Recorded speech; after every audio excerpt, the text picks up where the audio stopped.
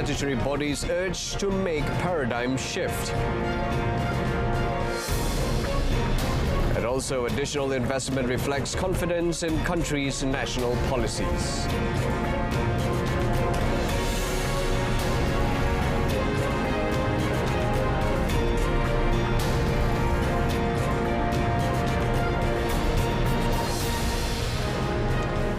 Good evening, Assalam Malaysia Madani. Pleasure to have you with us. You're watching Malaysia Tonight. I'm Brendan Lepal. Federal statutory bodies have been urged to make a paradigm shift and be more transparent by reviewing the structure and vision of their respective establishments and refraining from taking actions that contradict good governance. Prime Minister Dr. Sri Anwar Ibrahim said although the federal statutory bodies have shown quite a proud overall performance, there is still room for improvement to ensure they did not deviate from their original objectives. Ada sebuah agensi umpamanya yang patut menolong orang miskin, saya tidak mahu sebut di sini. Dia menubuhkan hampir 79 syarikat kecil. Dan kebanyakan itu tidak ada kena-mengena dengan tujuan asal. Dan dari 79 itu 50, lebih 50 mengikut laporan Datuk Seri Zahid TPM yang buat kajian itu dan sampai kepada beliau. 50 yang sebenarnya mengalami kerugian tahun demi tahun. Tetapi lembaganya dan pengurusinya tetap mendapat allowance tetap. The Prime Minister said some may claim that it happened because the chairman was appointed from among politicians, but he believed that governance failure and violations can be committed by anyone. Accordingly, the Prime Minister wants the MACC and the Auditor General to be stricter with all agencies and federal statutory bodies to avoid violations of governance and corruption. He said the government will also look into the possibility of providing additional allocations to expand the audit monitoring mechanism to all levels. This is to ensure that the operations of government agencies or statutory bodies are more transparent to avoid corruption and acts of profit-making. Agensi-agensi ini penting pertama untuk menjana pertumbuhan atau mempesatkan proses pertumbuhan, terutama kalau peringkat awal, kebanyakan badan-badan berkanun itu untuk membantu bumi putera. Tetapi pelanggaran peraturan dan kecenderungan mengaut keuntungan berlebihan yang menyebabkan hak dan kepentingan bumi putera dikhianati. Ini yang kita bimbangkan. The Prime Minister said this when launching the guidelines on the management and governance of federal statutory bodies today. The launch of the guidelines was meant to provide an instrument and framework for the governance ecosystem related to federal statutory bodies. Among other things, it also emphasizes the empowerment of the role of internal audit as a whole at the statutory body level, including their subsidiaries and corporations. Deputy Prime Minister Dr. Sri Dr. Ahmad Zahid Hamidi affirmed that an area of 7,000 hectares of land owned by the South Kelantan Development Authority or KESEDA has been divided into lots. The Minister of Rural and Regional Development also explained that KESEDA, an agency under his ministry, is currently in the process of transferring ownership of these land lots to 2,200 settlers in phases. Apabila premium itu telah dibayar, maka hak milik itu harus diberikan kepada individu atas senarai yang dikemukakan oleh KESEDA dalam perkara ini. Dan dalam hal ini, komitmen oleh pihak pentadbiran KESEDA dibuat lebih lama. He cautioned against using power to threaten or deny the justice that KESEDA settlers are entitled to. KESEDA Chairman Dato' Zawawi Othman meanwhile said the land owned by KESEDA has had the premiums paid and the master title was obtained, while the distribution of this land to the settlers will be managed by the agency's administration. Dr. Sri Dr. Ahmad Zahid Hamidi and Dato' Zawawi Othman were met at a press conference during the face-to-face with KESEDA settlers and the villagers program in Kampung Renuk Baru today, ahead of the Nenggeri state by-election. And in other news, the Royal Malaysia Police (PDRM) will intensify enforcement and enhance road safety awareness campaigns in an effort to address the rising number of fatal accidents involving motorcyclists. Prime Minister Datuk Seri Anwar Ibrahim has expressed concern over this issue, prompting Home Minister Datuk Seri Saifuddin Nasution Ismail to discuss it with Inspector General of Police Tan Sri Razaruddin Hussein and initiate immediate action. During last week's cabinet meeting, the Prime Minister directed Deputy Prime Minister Datuk Seri Dr. Ahmad Zahid Hamidi, Chairman of the Cabinet Committee on Road Safety, and the Home Ministry KDN to address the issue, which was later reiterated in a post-cabinet briefing. Datuk Seri Saifuddin noted that KDN has communicated directly with PDRM about these concerns and emphasized the importance of road safety awareness campaigns in schools, grassroots and community levels to tackle the problem effectively. Additionally, the Minister mentioned that KDN would review existing legal provisions aimed at reducing motorcycle accidents in the country. The Ministry of Housing and Local Government is focusing on achieving 40% of waste diverted from landfills by next year. Its Deputy Minister, Dato' Aiman Atirasabu, informed that through the 3R technique, it is possible for the consumers to reduce, reuse and recycle. The Deputy Minister added currently 38,000 tonnes of waste were being sent to landfills every day. The target aligns with the 2010 National Landscape Policy, which mandates that at least 30% of local municipal development areas be preserved as green spaces. These areas are intended to provide safe environments for community activities, enhancing health and well-being. In light of this, Dato' Aiman urged all residents to adopt the 3 Rs: reduce, reuse and recycle, to keep residential areas clean, promote environmental sustainability, and improve the overall quality of life and health within the community. The idea is also aimed at changing people's perceptions of waste as useless and instead earning returns and profits from it. Also in other news, Malaysians in areas affected by the earthquake that struck Miyazaki Prefecture on Kyushu Island, Japan, are advised to avoid coastal regions and stay vigilant for the latest updates and instructions from the local authorities. In a statement on Friday, the Foreign Ministry confirmed that no Malaysians have been reported as affected by the 7.1 magnitude earthquake, which occurred at 4:43 p.m. local time on Thursday and triggered a tsunami warning. It stated the Embassy of Malaysia in Tokyo is closely monitoring and actively coordinating with local authorities to obtain further information. The Foreign Ministry also extended Malaysia's deepest sympathies and condolences to the victims and families affected by the earthquake, as well as to the people and government of Japan. It added, while there have been no reported fatalities, authorities are still assessing the extent of potential injuries and damage. Meanwhile, the Japan Meteorological Agencies issued tsunami warnings for the coastal prefectures of Ishikawa, Niigata, and Toyoyama, marking the first major warning since the March 2011 earthquake and tsunami that struck northeastern Japan.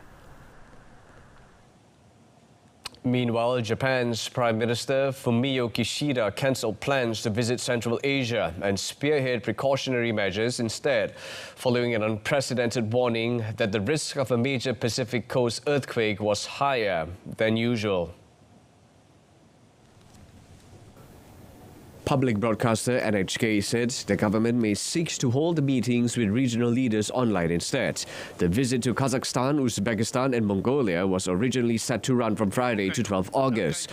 Yesterday, the Japan Meteorological Agency issued its first ever warning of the risk of a huge earthquake on the country's Pacific coast, following one of magnitude 7.1 that struck the southwestern island of Kyushu the same day.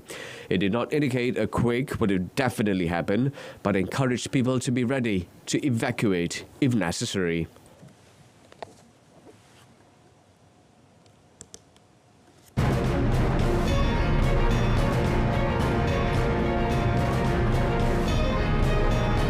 After a quick break, and when we come back, Tesla's factory plans scrapped, not because of Malaysia. Stay tuned.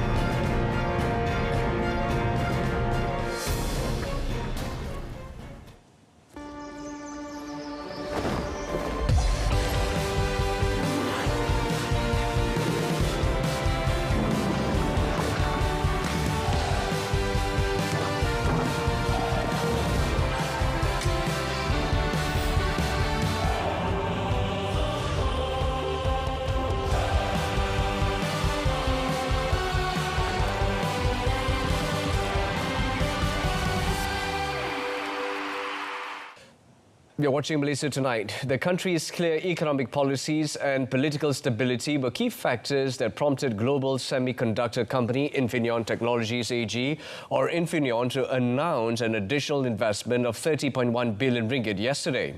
Prime Minister Datuk Seri Anwar Ibrahim added that the nation's energy transition and digitalization, as well as the new Industrial Master Plan 2030, also played a role in the company's decision. The 30.1 billion ringgit investment will fund phase 2 of Infineon's 200mm silicon carbide power semiconductor fabrication facility in Kulim, Kedah, which is also the world's largest. Speaking at the launch of the guidelines on the management and governance of federal statutory bodies today, Datuk Seri Anwar said the investment is set to create 4,000 jobs, including in fields such as artificial intelligence, engineering and semiconductor sector. To this end, the Prime Minister emphasised the need for universities to ensure a sufficient supply of skilled talent. Maka universiti harus dikerahkan menjurus ke situ. Pertama, kita kurang jurutera.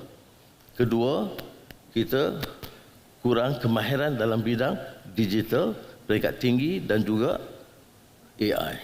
Itu hal-hal yang harus kita teliti walaupun. At the same time, Malaysia should also compare its performance with those of its regional peers to enhance business facilitation and competitiveness, said Anwar, noting that the country is still lagging in certain areas such as investment approvals. On another note, the Prime Minister explained that Tesla's reported decision to abandon plans to build electric vehicle factories in Southeast Asia has been attributed to fierce competition from Chinese rivals. He said the company, co-founded by Elon Musk, has also suffered losses. He added Tesla's decision was not a result of Malaysia's performance or policies. Zafrul dapat maklumat terkini, mereka mengalami kerugian, tidak dapat bersaing dengan EV negara China. Jadi operasi dari Thailand itu besar. Kita baru nak mula. Jadi itu kita dah dapat keterangan langsung, bukan daripada liputan. And adding to that, Trade and Investment Trade and Industry, or MITI Minister Tengku Datuk Seri Zafrul Tengku Abdul Aziz said Tesla has never committed to opening a factory in Malaysia. Through a post on X, the minister explained that his ministry had engaged in discussions with Tesla founder Elon Musk in efforts to attract investment, but these discussions did not involve setting up a factory. He made these comments in response to a report from Thai online news portal The Nation, which cited unnamed sources within the government regarding Tesla's cancellation of plans to develop factories in Malaysia, Thailand and Indonesia. The report also stated that Tesla's current discussions are only focused on efforts related to charging stations and has suspended plans to develop factories not just in Thailand but globally. On 20 July last year, a leading United States multinational electric automotive manufacturer announced its strategic expansion into the Malaysian market through Tesla Malaysia Sendirian Berhad. According to a joint statement from Tesla and the Malaysian Investment Development Authority, MIDA, this move is a direct response to the Battery Electric Vehicle (BEV) Global Leader initiative introduced by MITI. A code of ethics for the development and implementation of artificial intelligence (AI), also known as the Artificial Intelligence Governance and Ethics (AIGE), will be launched before the end of this year. Science, Technology and Innovation, or MOSTI Minister Chang Leh Kang said the AIGE, developed by his ministry and the Digital Ministry, is now in the final stage to be brought to the Cabinet for approval. AIGE is a framework for setting parameters for AI users in industry and a code of ethics and a regulatory measure for the responsible development and adoption of AI technology. Meanwhile, Chang said Malaysia is receiving large investments from several technology companies in AI, including Microsoft, involving an investment of 10.48 billion ringgit, and TikTok, ByteDance, with an investment pledge of about 10 billion ringgit. He said giant tech Nvidia is setting up a data center that uses graphics processing units, GPU, with high computing power that will stimulate AI development in the country. He also said the investments would bring significant technology transfer aiding Malaysia in infrastructure and talent development. Additionally, the minister said Malaysia's strategic position enhances the country's reputation as a regional hub for data centres.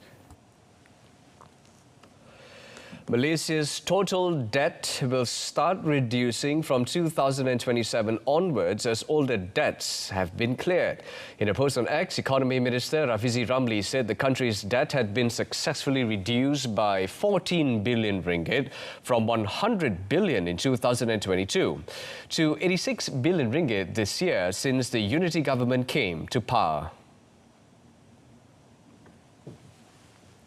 Sebab itu walaupun ekonomi makin baik, cukai yang dikutip lebih tinggi, tapi oleh kerana tempoh matang hutang terdahulu yang matang dalam tahun-tahun ini perlu dibayar, jumlah hutang keseluruhan masih nampak tinggi.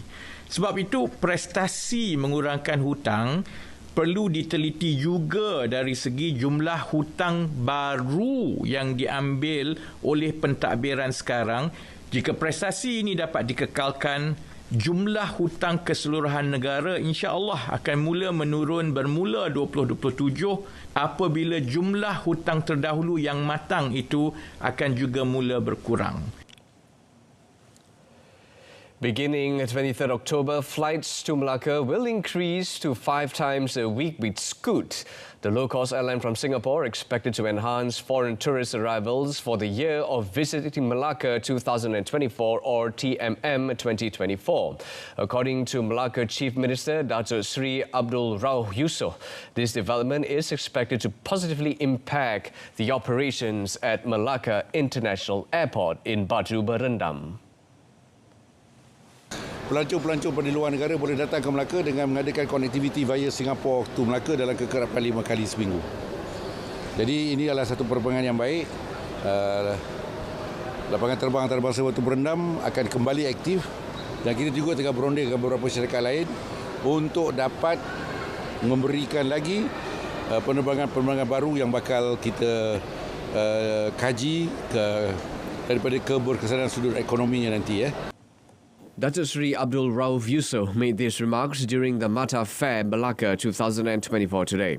In May this year, Scoot said Malaysia is a market that is important for Scoot given its close proximity to Singapore.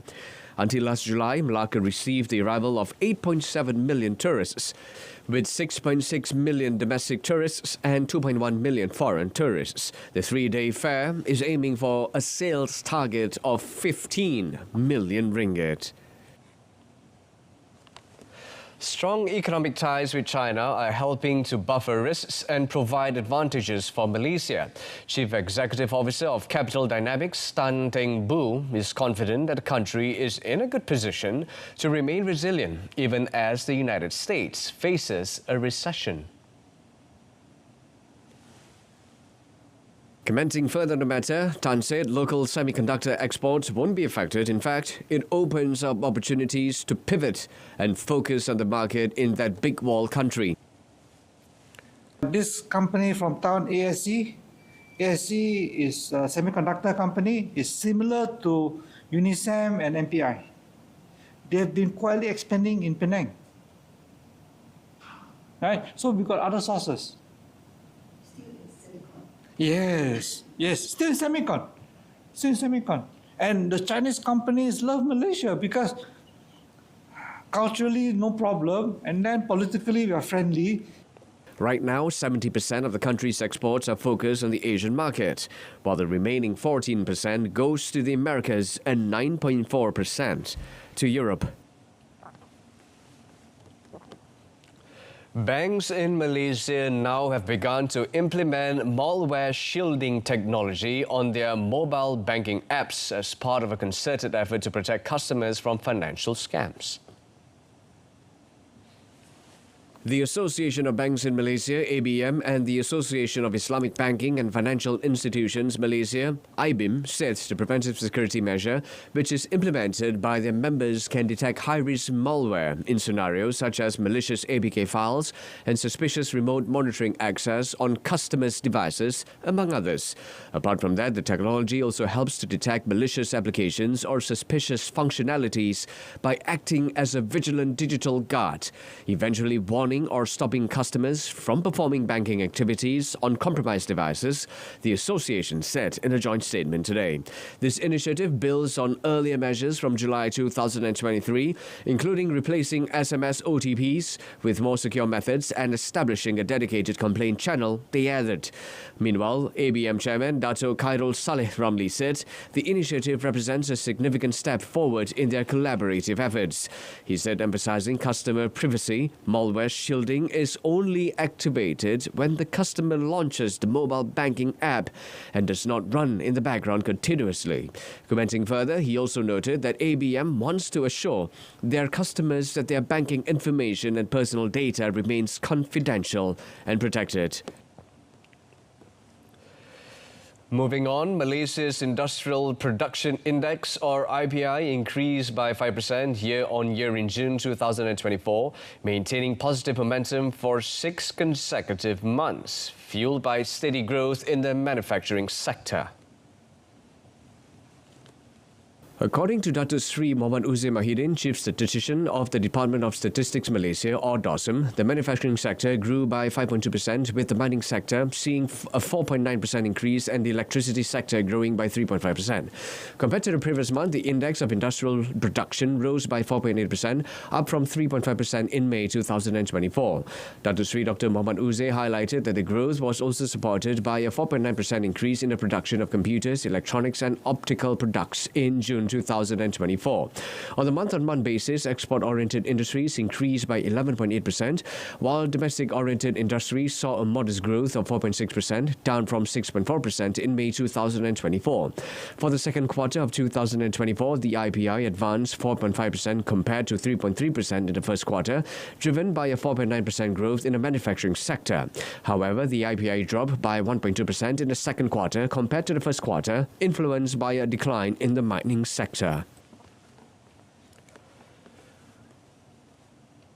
Kerana Investment Bank Berhad meanwhile expects Malaysians' bond yields to rise slightly next week, driven by easing fears of the United States recession. In a note today, the investment bank attributed the anticipated uptick in yields to stronger than expected Industrial Production Index (IPI) data and stable employment figures. According to DOSM, Malaysia's IPI grew by 5.0% year-on-year in June 2024, marking 6 consecutive months on positive momentum, primarily driven by sustained growth in the manufacturing sector. The investment bank said their outlook will be further supported by the upcoming release of the second quarter 2024 gross domestic product, particularly if it exceeds DOSM's estimates. The bank noted that improvements in U.S. economic data, including robust Institute for Supply Management (ISM) services figures and a decline in jobless claims, have led to higher local yields, indicating a modest shift in investor risk appetite. Nevertheless, the domestic bond market continues to attract inflows, with foreign investors purchasing 1.9 billion ringgit worth of Malaysian debt this week.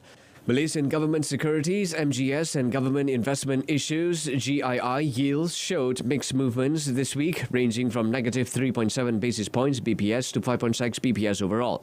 The 10-year MGS rose by 5.3 BPS to 3.762%, while the 10-year GII increased by 5.6 BPS to 3.778%. On another note, the number of labour force in the second quarter this year showed a positive trend, with a 1.1% increase to 17.15 million persons compared to 16.96 million in the first quarter. DOSM in a statement said during the same period, the number of employed persons increased by 1.2% to reach 16.59 million compared to 16.4 million persons in the previous quarter. The number of unemployed persons reduced further by 0.6% to 557,800 persons, recording 3.3% of the unemployment rate in the second quarter of 2024. Regarding the labour force situation in June, it said the number continued to increase, with a month-on-month rise of 0.1% to 17.17 million persons compared to 17.15 million in the previous month. At the same time, the number of unemployed persons decreased by 0.1% month-on-month to 565,300 compared to 566,100 in May.